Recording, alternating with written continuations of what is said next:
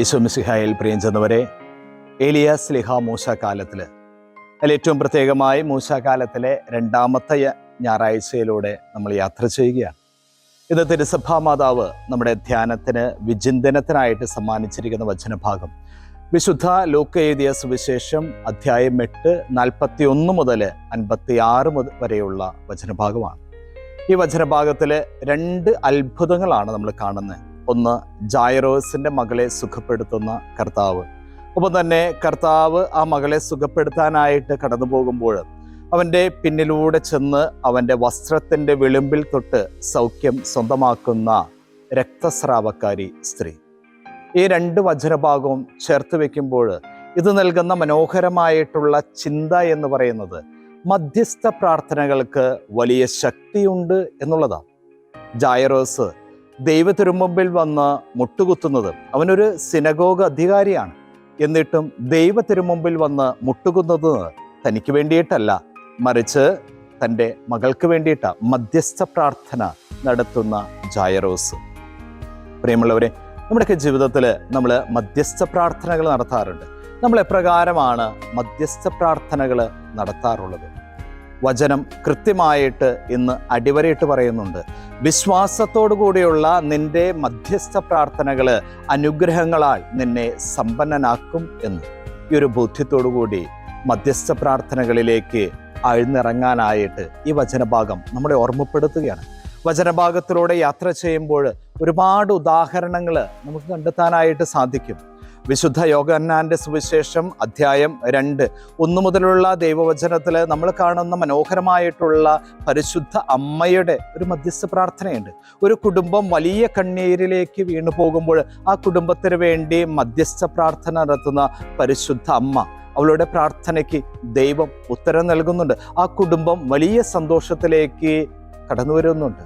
ഇനിയുമുണ്ട് ഒരുപാട് ഉദാഹരണങ്ങൾ. വിശുദ്ധ മത്തായിയുടെ സുവിശേഷം അധ്യായം 15 21 മുതലുള്ള ദൈവവചനത്തിൽ നമ്മൾ വായിച്ചു കേൾക്കുന്നത് കാനാൻകാരി സ്ത്രീയെ കുറിച്ചിട്ടാണ്. അവൾ വിജാതിയാണ്.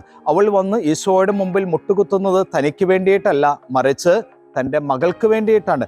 തൻ്റെ മകൾക്ക് സൗഖ്യം നൽകണമേ എന്ന് പ്രാർത്ഥിക്കുന്നതിന് വേണ്ടിയിട്ടാണ്. ദൈവം അനുഗ്രഹം സമ്മാനിക്കുന്നുണ്ട് അവൾക്കും.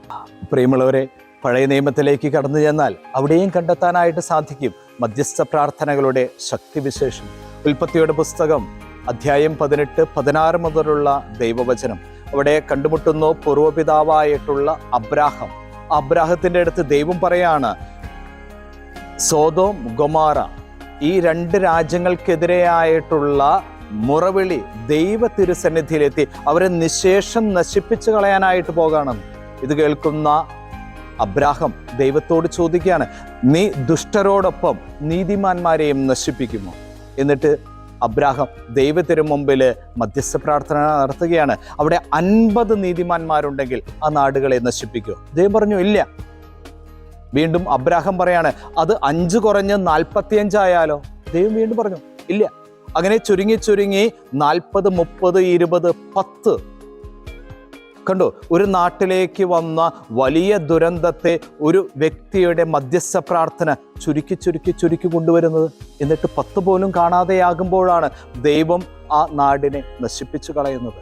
പ്രിയമുള്ളവരെ, മധ്യസ്ഥ പ്രാർത്ഥനകൾക്ക് വലിയ ശക്തിയുണ്ട്. ഇത് വചനഭാഗത്തിലൂടെ യാത്ര ചെയ്യുമ്പോൾ നമ്മൾ കണ്ടുമുട്ടുന്നതാണെങ്കിൽ വിശുദ്ധരുടെ ജീവിതത്തിലേക്ക് എത്തി നോക്കിയാലും കണ്ടുമുട്ടുന്നത് ഇത് തന്നെയാണ്. അതിനുള്ള ഏറ്റവും നല്ല ദൃഷ്ടാന്തമാണ് മോണിക്ക പുണ്യവതി. ആ അമ്മയുടെ നീണ്ട പ്രാർത്ഥനകളാണ്, മധ്യസ്ഥ പ്രാർത്ഥനകളാണ് തൻ്റെ മകനായിട്ടുള്ള അഗസ്തീനോസിനെ വിശുദ്ധ അഗസ്തീനോസായിട്ട് മാറ്റിയെടുക്കുന്നത്. പ്രിയമുള്ളവരെ, മധ്യസ്ഥ പ്രാർത്ഥന അത് വളരെ പ്രധാനപ്പെട്ടതാണ്. അത് നമ്മുടെ ജീവിതത്തിൽ, നമ്മുടെ കുടുംബത്തിൽ നിറഞ്ഞു നിൽക്കേണ്ട ഒന്നാണ്. അത് എപ്രകാരമായിരിക്കണം എന്ന് ചോദിക്കുകയാണെങ്കിൽ അച്ഛൻ വചനം ഉദ്ധരിച്ചുകൊണ്ട് പറയും, വിശ്വാസത്തോടു കൂടിയുള്ള മധ്യസ്ഥ പ്രാർത്ഥനകളാണ് ദൈവം കേൾക്കുക, ദൈവം ഉത്തരങ്ങൾ സമ്മാനിക്കുക എന്ന്. ഇത് ദൈവം പഠിപ്പിച്ചു തരുന്ന മാർഗമാണ് അനുഗ്രഹങ്ങൾ പ്രാപിക്കാനായിട്ട്. അതിനാൽ ഇന്നത്തെ വചനഭാഗം നമ്മളെ ഉദ്ബോധിപ്പിക്കുന്നത് പോലെ വിശ്വാസത്തോടു കൂടി മധ്യസ്ഥ പ്രാർത്ഥന നടത്താൻ, അതുവഴിയായിട്ട് നമ്മുടെ കുടുംബത്തിലേക്കും നമ്മളുടെ ഇടവക സമൂഹത്തിലേക്കും വ്യക്തിപരമായി നമ്മുടെ ജീവിതത്തിലേക്കും അനുഗ്രഹങ്ങൾ കൊണ്ടുവരാനായിട്ട് നമുക്ക് പരിശ്രമിക്കാം. അതിനായിട്ട് ഈ ജപമാല മാസത്തിൽ പരിശുദ്ധ അമ്മ തന്നെ നമുക്ക് മാതൃകയും പ്രചോദനവുമാകട്ടെ.